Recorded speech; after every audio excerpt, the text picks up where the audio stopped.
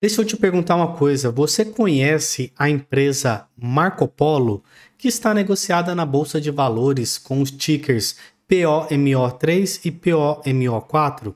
É sobre isso que eu irei falar nesse vídeo.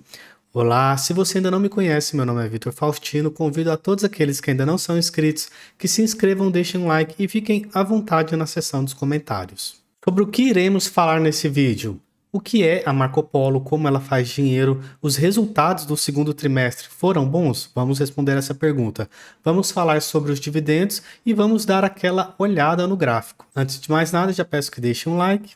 Então vamos falar das unidades Fabris. Vamos começar aqui pelas unidades no Brasil. Ela possui duas unidades no Rio Grande do Sul, que é essa aqui, unidade de Ana Rech e unidade de São Cristóvão, ambas no Rio Grande do Sul, e essa unidade em São Mateus, ok?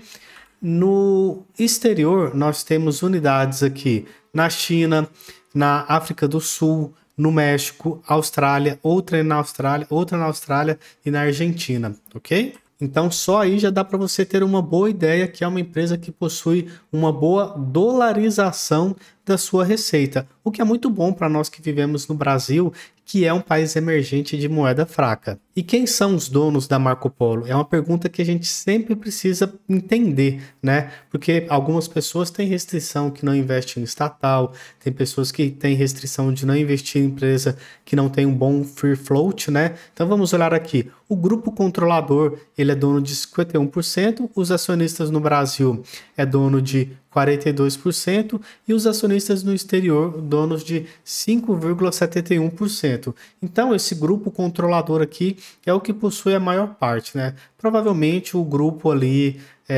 fundador ou quando a empresa abriu capital na Bolsa de Valores, tá? Isso aqui é ON das ações POMO3 e isso aqui PN das ações POMO4, ok? Então vamos aos destaques do segundo trimestre de 2024. A produção total aumentou 32%, isso é positivo, né? Atingiu 3.998 unidades, quando comparado ao segundo trimestre de 2023. A receita líquida, ela teve um incremento de 43%, o lucro bruto, ele atingiu um valor de 509 milhões, o EBITDA totalizou 382 milhões e o lucro líquido foi de 250 milhões de reais. Um lucro muito grande, né, quando considera um trimestre. E como é que é a divisão da receita?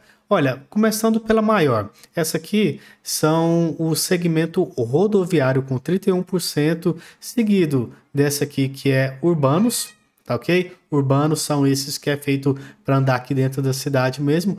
25,4% Volare, é como se fosse aqueles micro-ônibus, né? Corresponde à unidade de negócio Marco Polo que vende veículo completo, carroceria mais chassi. Tá ok?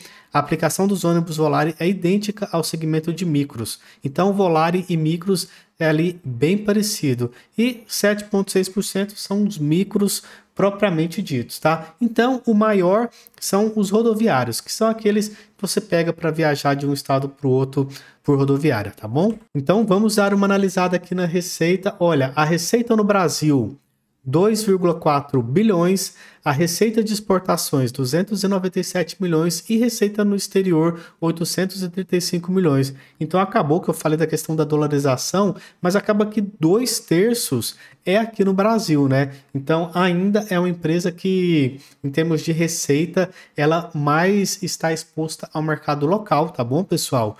Lucro bruto aqui de 895 com a margem de 24,8. Quando a gente pensa que a indústria é uma margem interessante, tá, pessoal? Indústria, toda vez que você vê uma margem de 25 a 35% é interessante. Margem EBITDA de 19,3, essa margem EBITDA é interessante, tá? E um lucro líquido de 15,7% aqui no semestral, tá bom, pessoal? Então, foram números assim que eu considero números bons quando a gente compara semestre com semestre, ok? Então agora vamos analisar essa receita com informações um pouco mais abertas. Então, vocês já viram aqui que a receita no Brasil foi 2,4 bilhões, que é essa receita aqui, ó, 2,4 bilhões, e esse aqui, somando esses dois, a receita no exterior, que é essa coluna aqui, ó, MI, mercado interno, ME, mercado externo. Os rodoviários são campeões, né? aqui com a maior quantidade no Brasil, mas no mercado externo, no primeiro semestre de 2024, o que mais vendeu são os urbanos. Interessante, né? E quando nós analisamos a questão aqui dessas outras receitas aqui, os volares, que são esses aqui, né? Eles vendem bastante no Brasil, mas aí eles vendem bem pouco no exterior. Então, no exterior, o foco são rodoviários e urbanos, beleza, pessoal? Então, rodoviário, esse aqui é um exemplo dele, tá? Urbano, esse aqui é um exemplo, e o micro, esse aqui é um exemplo. O micro é bem parecido com os volares, ok? E vamos falar um pouco dos custos. Pessoal, por que eu coloquei isso aqui? Eu gosto de analisar o custo, por exemplo, a receita, ela está bem aberta aqui, então a gente tem muita informação para analisar, né? Mas quando a gente chega aqui nos custos para analisar, poxa, tá vendo que é uma apresentação assim bem ruim? Então eu coloquei aqui a apresentação dos custos, ela não é boa a meu ver. Por exemplo, até onde aqui que tem o impacto de mão de obra? Até onde aqui que tem o impacto dos custos de coisas que são importadas? Até onde aqui que é o custo de ferro, o custo, sabe, de todas essas coisas? Então, eu achei aqui uma apresentação não muito boa deles, tá bom, pessoal? Vamos olhar aqui os demais números. Vamos falar de indicadores, né? Eu gosto muito de olhar o preço sobre lucro, o EV/EBIT. O preço sobre lucro dele histórico é 17,8 e hoje está em 8,13. Então, tá até interessante levando em consideração a média dela desde ali de 2014, né? O EV/EBIT está na média de 18,71 e hoje está em 8,50, mostrando que está num período também bastante descontado.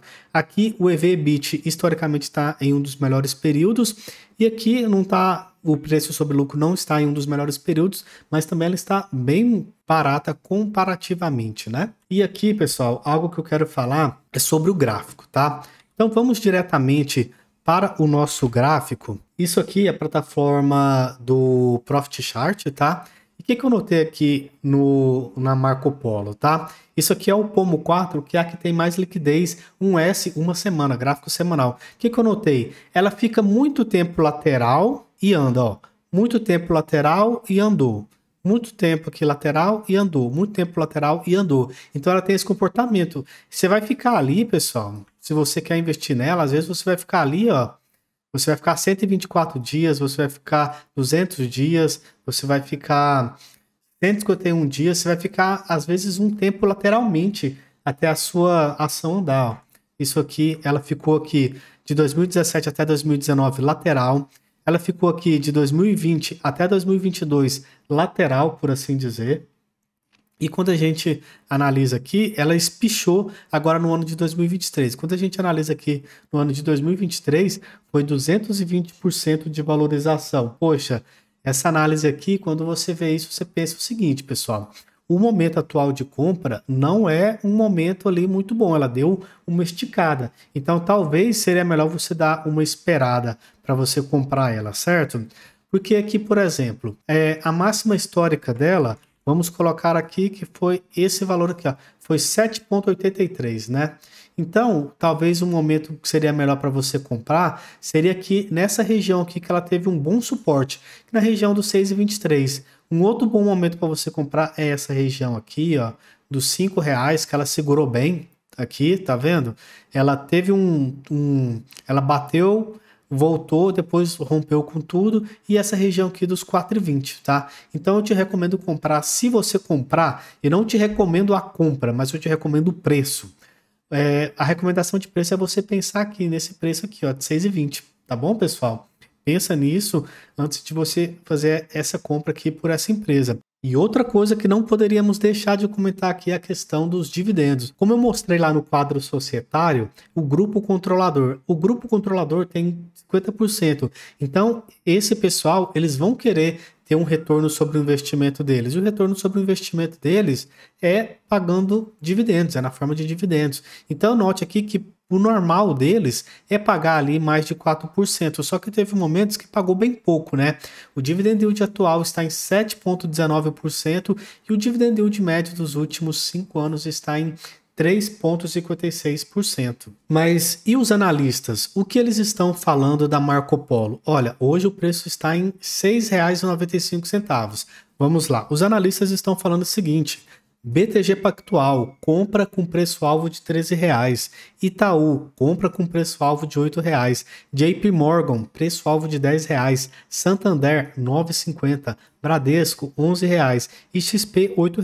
Então, grandes instituições fazendo aqui apostas, por assim dizer, fazendo aqui projeções com preços bem animadores, né? Se hoje está ali R$ 6,95, R$ 13 é muito bom, R$ 10 é muito bom, R$ 11 é muito bom, então ali boas projeções. Esse vídeo ele não se trata de uma recomendação de compra ou de venda, mas você vê ali que é uma empresa que está fazendo sentido comprar desde que você compre por um preço interessante. E uma pergunta que não quer calar é: por que a empresa valorizou tanto nos últimos 12 meses? Olha só, se a gente pegar aqui desde agosto, a empresa aqui deu uma valorizada muito alta e ela chegou a valorizar muito mais. Vou pegar de 2023 para cá, valorizou 220%.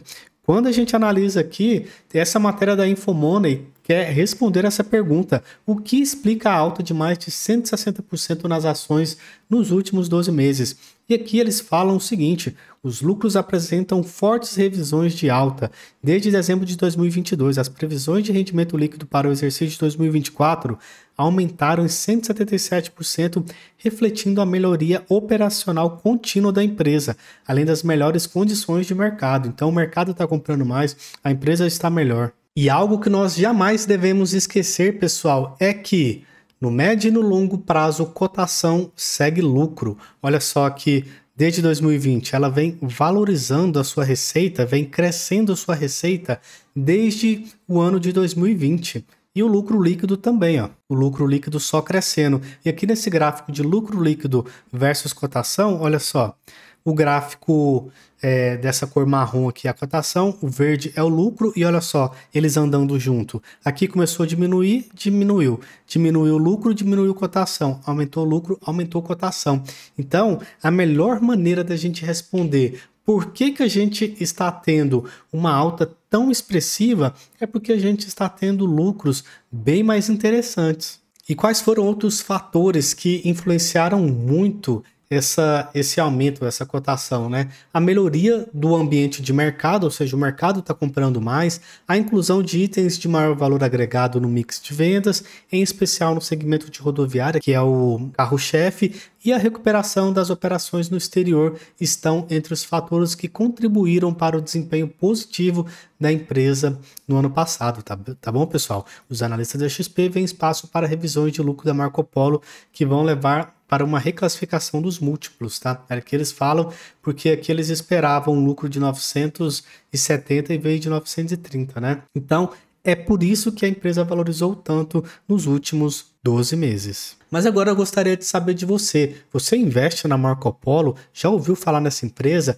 Você acha que a tendência é que cada vez ela se valorize mais? Ou você acha que agora é o momento que ela já deu o que tinha que dar e agora é procurar outras oportunidades? Coloca aí nos comentários que eu leio todos os comentários e respondo a maioria. Muito obrigado por ter ficado até aqui. Meu nome é Vitor Faustino. Por gentileza, se inscreva. Tamo junto e é só o começo.